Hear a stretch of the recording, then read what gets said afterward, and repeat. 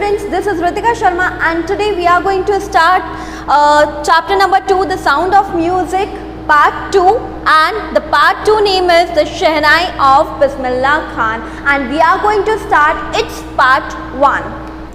So kids, let's start the part 2 of this chapter, the sound of music, and we are going to start its part 1. So the Shehnai of Bismillah Khan.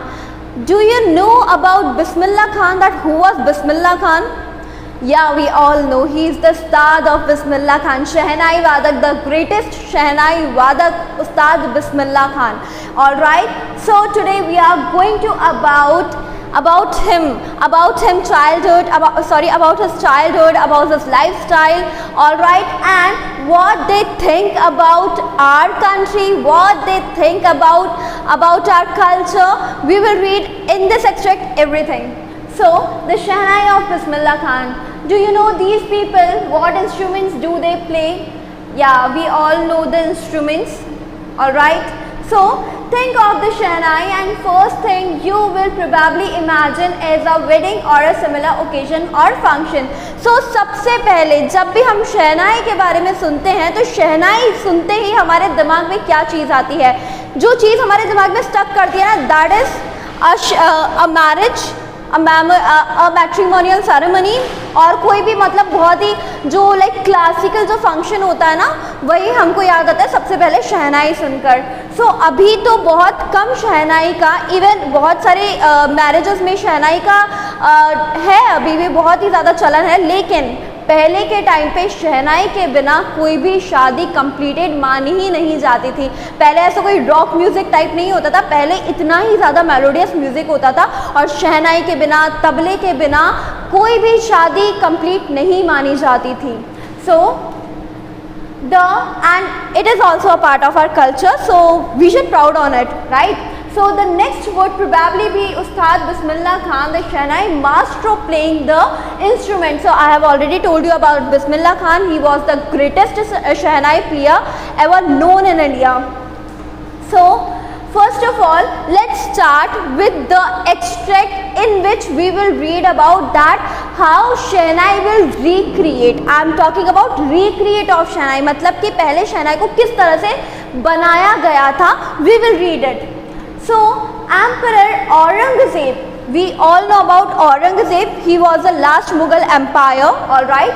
So Emperor Aurangzeb banned the playing of a musical instrument called pungi in the royal residence for it had a shrill unpleasant sound. तो जो Emperor Aurangzeb थे, he banned an instrument what called pungi, ठीक है. उन्होंने pungi नाम का जो instrument था उसको पूरी तरह से बैन करवा दिया था, बिकॉज इस इंस्ट्रूमेंट से बहुत ही ज़्यादा अनप्लीजेंट और श्रिल साउंड निकल के आता था. अनप्लीजेंट मतलब कि जो मन को ना भाए, और श्रिल मतलब कि बहुत ज़्यादा जो तीखा सा साउंड होता है ना, वो निकल के आता था. आपने अगर कभी भी स्नेक चार्मर्स को देखा हो तो स्नेक चार्मर्स के पास जो इंस्ट्रूमेंट होता है जिसको बीन कहते हैं वो, तो वही पुंगी होती है. आपने देखा होगा कि बहुत ही ज़्यादा अनप्लीजेंट सा, बहुत ही ज़्यादा श्रिल साउंड निकल के आता है, जिसको मतलब हम एक लिमिट तक ही सुन सकते हैं. Alright, so pungi became the generic name for reedy noise makers. So pungi जो है एक ऐसा इंस्ट्रूमेंट कहा जाने लग गया था, एक ऐसा उसको इंस्ट्रूमेंट कहा जाता था जिससे बहुत ही ज़्यादा नॉइज़ होती थी, बहुत ज़्यादा शोर होता था. देखो कोई भी इंस्ट्रूमेंट जब बजता है तो हम क्या बोलते हैं, कितना मेलोडी साउंड निकल रहा है, कितना ज़्यादा अच्छा साउंड निकल रहा है. बट ये जो पुंगी है ये एक नॉइज़ मेकर्स के अंदर गिना जाने लगा था.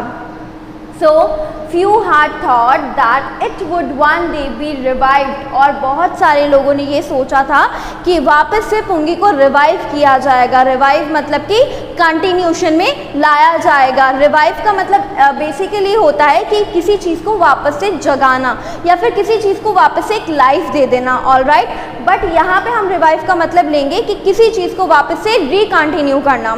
Alright, so a barber of a family of professional musicians. सो यहाँ पर अब देखो बात हो रही है कि एक बार्बर था जो कि एक बार्बर की फैमिली थी जो कि प्रोफेशनली म्यूजिशियंस थे. फैमिली बार्बर की थी बट प्रोफेशनली वो क्या थे, म्यूजिशियंस थे.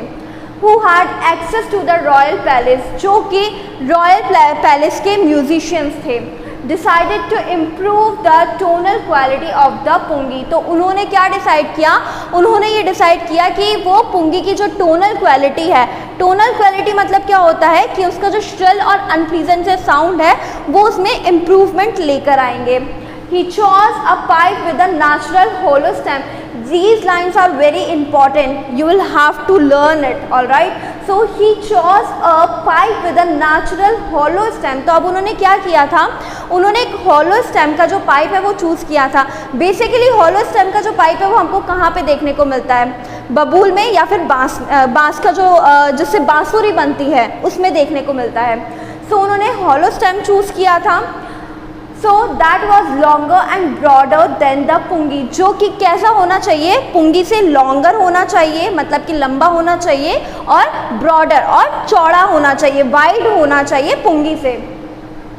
When he played on it, closing and opening some of these holes, आपने जब बांसुरी को देखा है, फ्लूट को देखा है, फ्लूट में क्या होता है, जब जो कोई फ्लूट बजाता है वो क्या करता है, उसके जो 7 होल्स है उसको एक होल को बंद करता है तो दूसरे होल को वो ओपन करता है अपनी फिंगर टिप्स के थ्रू। सो इसमें भी यही था, जो शहनाई थी उसमें भी यही था।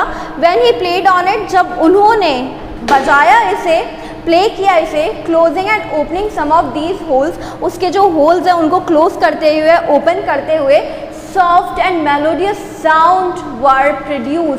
तो क्या हुआ, बहुत ही ज़्यादा सॉफ्ट और बहुत ही ज़्यादा मेलोडियस, मेलोडियस मतलब क्या होता है, बहुत ही ज़्यादा अच्छा साउंड, बहुत ही ज़्यादा प्यारा सा साउंड निकला था उससे से। He played the instrument before royalty and everyone was impressed. उन्होंने क्या किया था, जो बार्बर की जो फैमिली थी, जो म्यूजिशियंस थे वो लोग, तो उन्होंने वहाँ पे रॉयल कोर्ट में उसको म्यूज़िक को प्ले किया था, शहनाई को प्ले किया था, and everyone was impressed and everyone was like what a melodious sound, what a pleasant sound, कितना अच्छा साउंड है। The instrument so different from the pungi had to be given a new name. So ये जो instrument था जो अभी नया नया प्रोड्यूस किया था उन लोगों ने, बार्बर की फैमिली ने, जो कि एक म्यूजिशियन थे, तो क्या हुआ था, ये जो इंस्ट्रूमेंट है ये पुंगी से टोटली डिफरेंट है। कैसे डिफरेंट है, एज यू कैन सी बहुत बड़ा डिफरेंस है। ये जो है एकदम कर्व शेप में, ठीक है, जो शहनाई है वो एकदम लॉन्गर है। ऑलराइट, सो इसको एक नया नाम दिया जाना था।